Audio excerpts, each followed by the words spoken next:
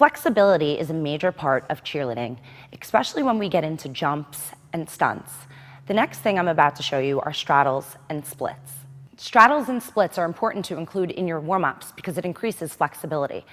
But straddles and splits are also a skill that can be performed, and it's very important to include them in your warm-ups to perfect them.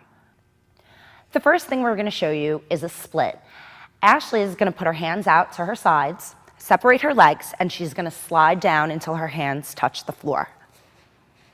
If that's as far as you can go, that's perfectly fine. It's important to keep on working at it so eventually you can go all the way down to the floor. When performing a split, there's a couple of key points that you should pay attention to. Notice that Ashley's knee is turned under. And notice that her front leg, her knee is to the ceiling, and her toes are nicely pointed. Also notice that Ashley has both hands at her sides and her chest is up to the ceiling and facing forward. The next thing we're going to demonstrate is a straddle.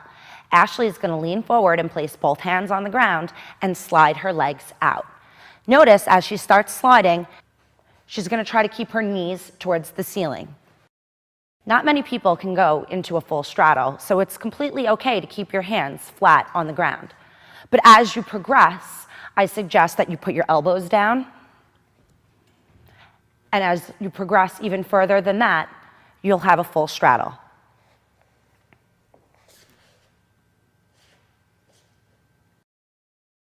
It's very important to remember that when you do splits, that you do both legs so you have equal flexibility. With straddles, always remember perfection before progression. Before you move on or try to go lower, make sure you have mastered the form and technique at the previous level. If you notice, the proper placement for this jump is arms in a T-motion. Pull her feet back together, up from her fingertips, all the way down to the back of her heel.